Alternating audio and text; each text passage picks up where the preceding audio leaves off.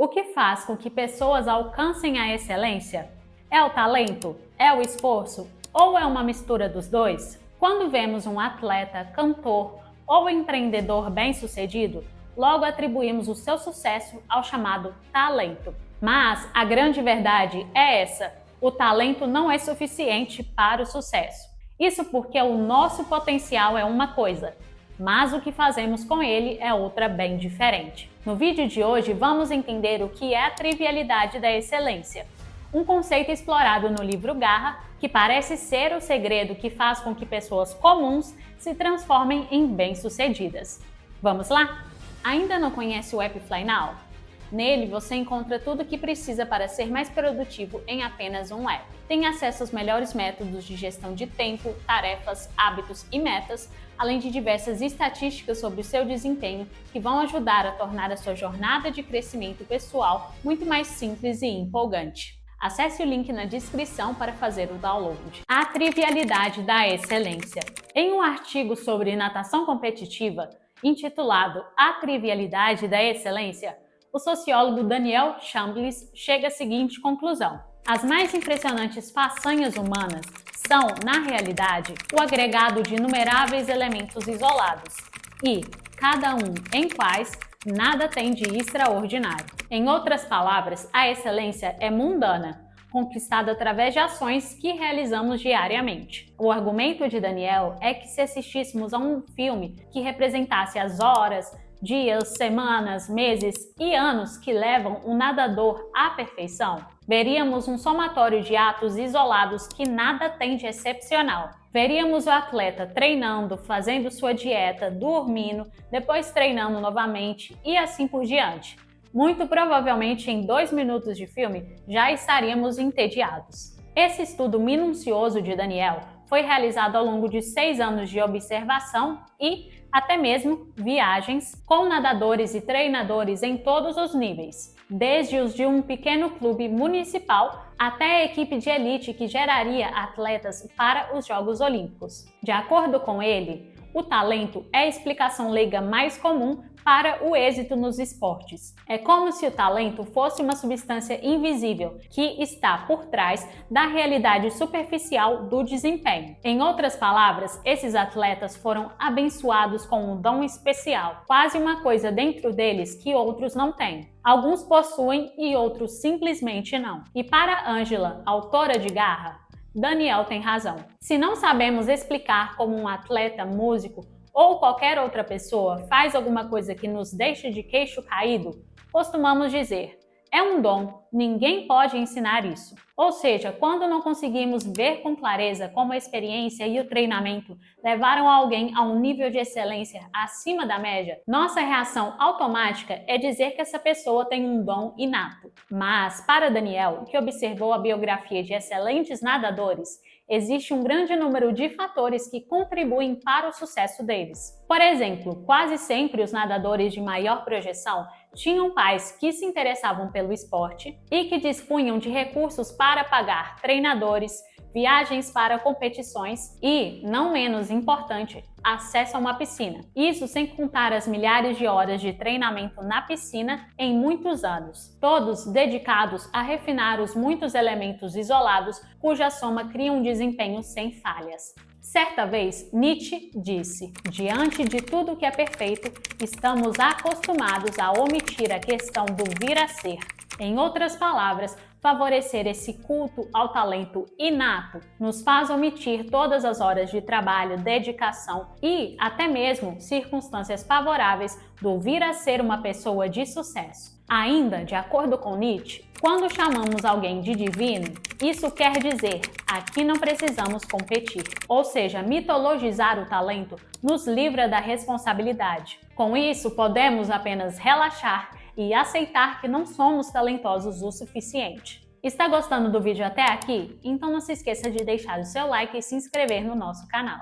Se o talento não explica o sucesso, o que está faltando? Em 1907, William James, psicólogo de Harvard, ficou interessado em saber como as pessoas perseguem os seus objetivos. Assim, ao refletir sobre as vitórias e fracassos de amigos e colegas, ele chegou à seguinte conclusão: existe um hiato entre o potencial e a sua concretização. Isso porque, de acordo com ele, o homem costuma viver bastante abaixo dos seus limites, possui poderes de vários tipos que raramente utiliza, ele atua abaixo do seu potencial máximo e se comporta abaixo do nível ótimo.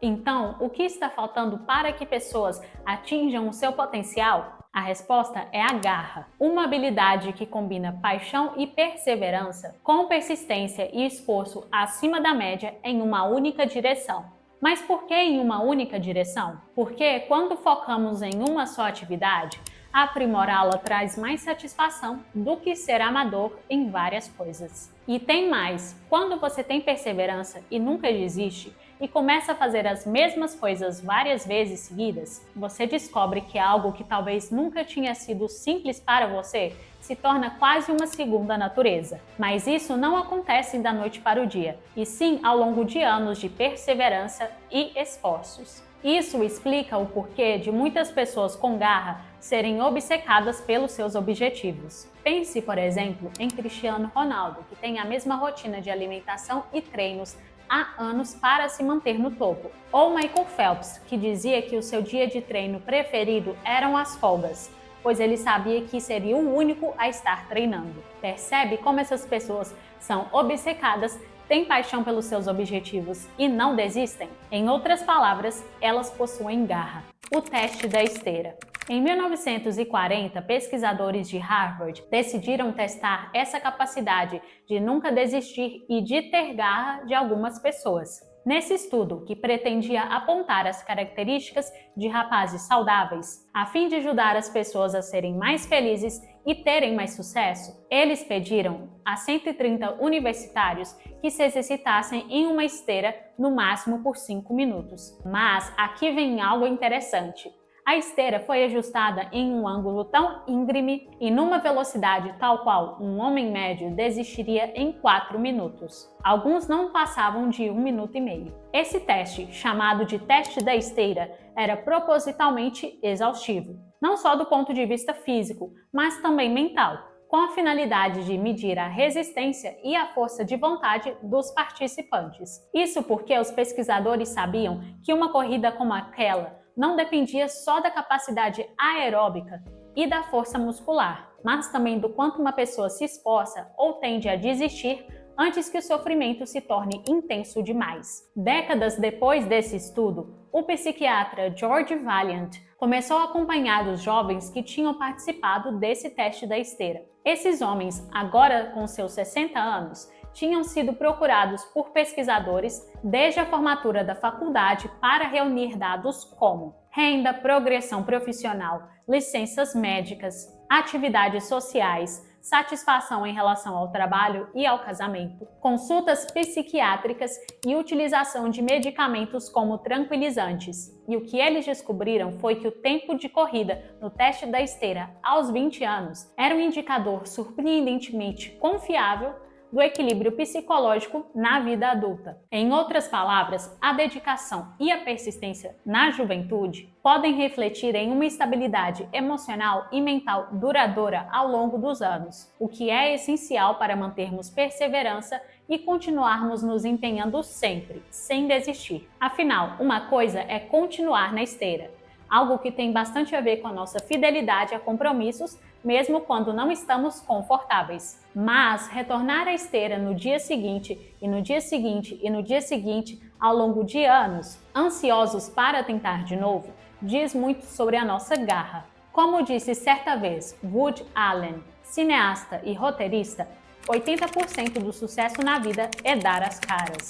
Logo, a moral desse vídeo aqui é: sem esforço ou garra, seu talento não passa de potencial não concretizado. Sem esforço ou garra, sua habilidade não passa do que você poderia ter feito, mas não fez. Por isso, eu te pergunto, dado que a excelência é trivial, composta por atitudes diárias que nada tem de extraordinário, você diria que suas ações diárias estão fazendo com que a excelência se torne trivial para você? Reflita.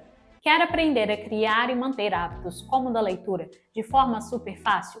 Então acesse o link na descrição e conheça o nosso curso sobre hábitos. E se você gostou do vídeo de hoje, você também vai gostar desse outro vídeo sobre como os hábitos angulares transformaram Michael Phelps em uma lenda. Então já clica nele em seguida para continuar aprendendo. Que você tenha um ótimo dia e nos vemos no próximo vídeo.